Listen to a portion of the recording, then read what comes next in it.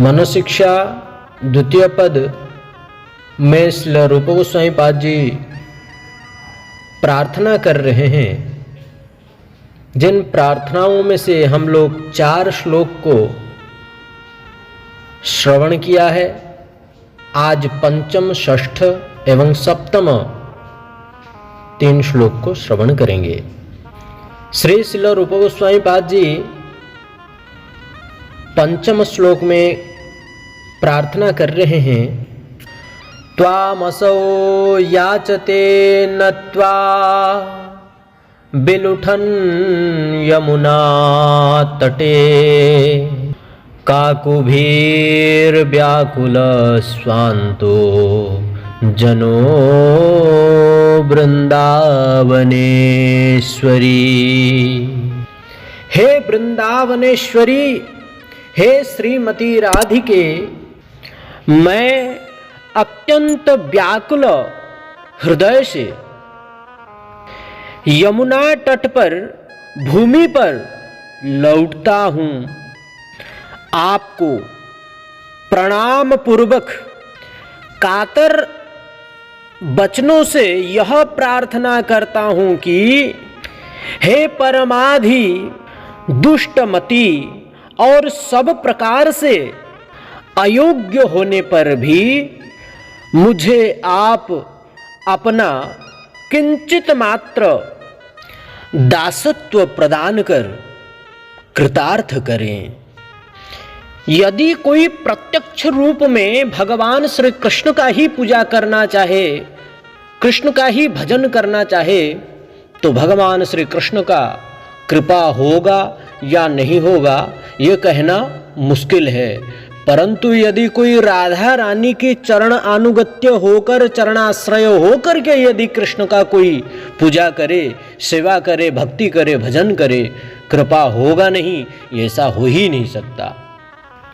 राधा रानी की चरण आश्रय करने मात्र से, अर्थात सोचने मात्र से कि मैं राधा रानी की चरण कमल का आश्रय करूंगा, इतना सोचने मात्र से ही भगवान कृष्ण सबके ऊपर कृपा कर देते हैं, शरणागति के ऊपर में कृपा कर देते हैं, उसी समय ही कर देते हैं।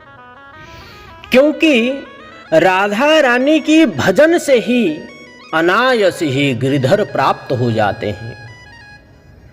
राधिका चरण रेणु भूषण करिया तनु अनायास पावे गिरिधारी। राधिका चरणाश्रय जे करे से महाशय, तारे मुई जाओ बलिहारी, तारे मोहि जाओ बलिहारी। राधिका चरण रेणु भूषण करिया तनु अनायास पावे गिरिधारी। यह साक्षात प्रमाण है। श्री श्रील नरोत्तम दास ठाकुर जी कहते हैं अपने श्री राधा निष्ठा भजन में पद लिखते हैं कि श्रीमती राधिका जी की चरण रज को, चरण धूलि को यदि कोई अपना सिर पर धारण करते हैं, सिर पर धारण करने से अनायास ही गिरिधर प्राप्त हो जाते हैं।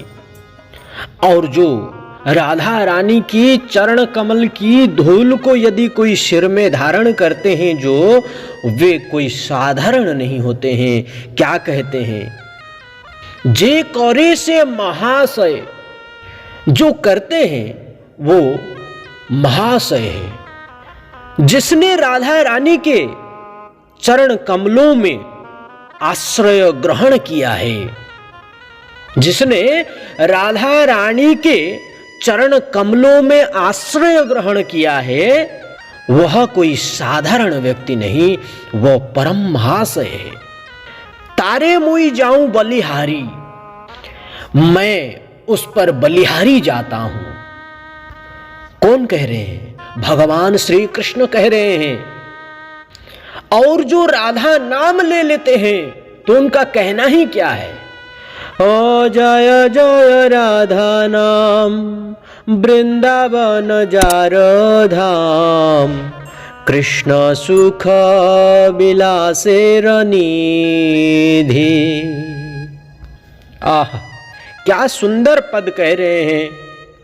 अहो, वृंदावन जिनके धाम है, वृंदावन जिनका धाम है, तथा जो सदा सर्वदा भगवान श्री कृष्ण को आनंदित करती हैं, उन श्रीमती राधा रानी को जय हो। श्री राधा रानी की जय हो। श्री राधा रानी की नाम की जय हो। जय जय राधा नाम। जय जय श्री राधे, जय जय श्री राधे, जय जय श्री राधे श्याम। इस वृंदावन धाम ही हमारे श्री राधा रानी की ही धाम है। तप्त कांचन गौरांगी राधे वृंदावनेश्वरी, वृषभान सुत देवी प्रणमामि हरि प्रिय। तप्त कांचन जिनका वर्ण तप्त रूपी कांचन अर्थात स्वर्ण वर्ण है, और गौर वर्ण बड़ी सुंदर वर्ण है। और राधा रानी वृंदावन की ईश्वरी है। राधे वृंदावनेश्वरी, वृंदावन की ईश्वरी है। वृंदा का अर्थ ही राधा रानी। राधा रानी की भी एक नाम वृंदा है। और जिस वृंदा में विराजमान होते हैं, वन मतलब बनमाली, बनमाला को जो धारण करते हैं, बनमाली भगवान श्री कृष्ण। वृंदावन में दो ही चीज है। वृंदा मतलब राधा, वन मतलब कृष्ण, दो मिलित्वा वृंदावन धाम। वृंदावन धाम में राधा रानी में कोई अंतर है ही नहीं। जो वृंदावन धाम है वही राधा रानी ही है, जिनकी घर है वृंदावन। राधा रानी की अत्यंत महिमा है, बहुत महिमा है। ऐसी श्रीमती राधा रानी की महिमा को, उनकी गुणगान को यदि कोई श्रवण नहीं करता, उनकी रसपूर्ण कथाओं को जो श्रवण नहीं करता, उससे बड़ा दुर्भागा और कौन हो सकता है। राधा रानी की महिमा को, राधा रानी की गुणगान को जो श्रवण करता है, उसको अनायास ही घनश्याम प्राप्त हो जाते हैं। अति सहज ही प्राप्त हो जाते हैं घनश्याम। श्याम सुंदर अति सहज ही उसे प्राप्त हो जाते हैं। हे न राधा गुणगान, न सुनील मोरे कान, वंचित रहिल मोरे विधि। हे न राधा गुणगान, जो व्यक्ति राधा रानी की गुणगान कथाओं को, रसमयी कथाओं को श्रवण नहीं करते हैं, उनसे बड़ा दुर्भागा और कौन हो सकता है। अपने आप को कोसकर बोलना चाहिए कि हे रे मेरे मन दुर्भागा, मुझे राधा रानी की हरि कथा गुणगान से वंचित क्यों किया। तुम्हें पता नहीं, जो महाशय परम वैष्णव राधा रानी की गुणगान करते हैं, जो गुरुदेव राधा रानी की परम भक्त जो राधा रानी की गुणगान सुनाते हैं, उनका मुख से राधा रानी की गुणगान श्रवण करने मात्र से ही अनायास ही घनश्याम प्राप्त हो जाते हैं। तुम्हें यह पता नहीं, अरे मन, अरे दुष्ट मन, इस प्रकार मन को समझाना चाहिए। जहां सत्संग होता है, जहां हरि कथा होता है, शुद्ध भक्ति जहां होता है, वहां जाकर चरण आश्रय होकर, उन गुरु वैष्णवों का चरण आश्रय होकर राधा रानी की गुणगान को श्रवण करो, कल्याण होगा। अनायास ही कुछ नहीं करके भी गिरधर प्राप्त होंगे। तार भक्त संगे सदा रस लीला प्रेम कथा, जे करे से पायो घन श्याम। कितने सुंदर बात कहते हैं श्री श्रील नरोत्तम दास ठाकुर। जो व्यक्ति इन हरि कथाओं से विमुख है, विमुख रहता है, उसे कभी भी सिद्धि प्राप्ति नहीं हो सकती, किसी भी प्रकार, चाहे भक्ति में हो चाहे किसी में भी हो। अर्थात भगवान श्री कृष्ण के प्रेम प्राप्त नहीं कर सकता वो। मैं ऐसा लोगों का नाम भी सुनना नहीं चाहता हूं, भगवान स्वयं कहते हैं। मैं ऐसे लोगों का नाम भी सुनना नहीं चाहता हूं। इसलिए भजहु रे मन श्रीनंद नंदन अभय चरणारविंद रे। दुर्लभ जानव मानव सत्संगी। ये मानव जन्म अत्यंत दुर्लभ जन्म है, इसको सत्संग में ही व्यतीत कराना चाहिए, सत्संग में ही उसको रमाना चाहिए। जार भक्त संगे सदा रस लीला प्रेम कथा। जो व्यक्ति सदा सर्वदा भक्तों के संग में रह करके उनका गुणगान, किनका? राधा रानी की गुणगान, श्याम सुंदर का गुणगान श्रवण करते हैं, अनायास ही उसको घनश्याम प्राप्त हो जाते हैं, कृष्ण प्रेम प्राप्त होती है, अपार भक्ति प्राप्ति होती है। परंतु जो इनसे विमुख है वह केवल ये संसार के चक्र में आधिदैविक आधि भौतिक आध्यात्मिक रूपी तापों को भोग करते हुए नरक की गति प्राप्त करते हैं। क्योंकि भगवान की कथा कीर्तन, भगवान का सेवा से जो विमुख है उसका गति क्या होगा उसको स्वयं को ही पता है। कृष्ण नाम गाने भाई राधिका चरण पाई, और राधा नाम गाने कृष्ण चंद्र। श्री कृष्ण का यदि नाम कीर्तन कोई करता है तो श्रीमती राधा रानी की चरण आश्रय प्राप्त होता है उस व्यक्ति को, उस भक्त को। कृष्ण नाम के बिना राधा रानी की चरण प्राप्त हो ही नहीं सकता। कृष्ण का नाम कीर्तन यदि कोई करता है तो श्री राधा रानी की चरणाश्रय प्राप्त करता है।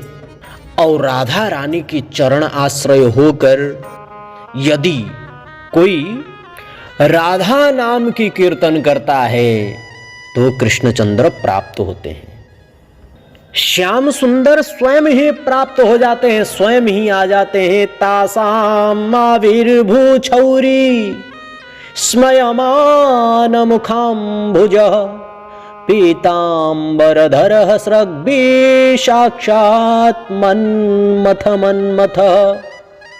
साक्षात प्रकट हो जाएंगे भगवान श्री कृष्ण। प्रिया प्रियतम दोनों ही युगल किशोर स्वयं ही प्रकट हो जाएंगे। राधा नाम में कितना शक्ति, एक स्वर से ही राधा नाम को गान करने से। इति प्रगायंत प्रलयपंतश्च चित्रधाः रुरुदुः सुस्वरं राजन् कृष्ण दर्शन लालसाः।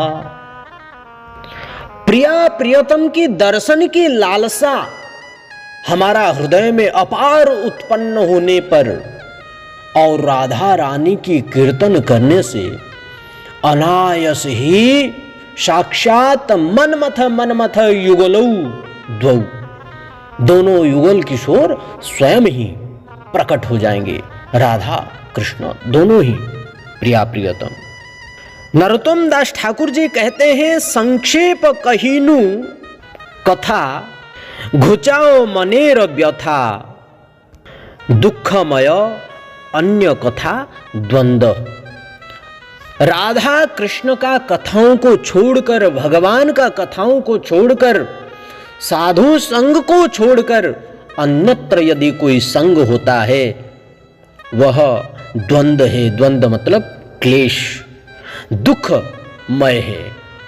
भगवान का कथा कीर्तन को छोड़कर के यदि बाह्य कथा कीर्तन कोई होता है तो क्या कहते हैं? दुखमय अन्य कथा द्वंद्व।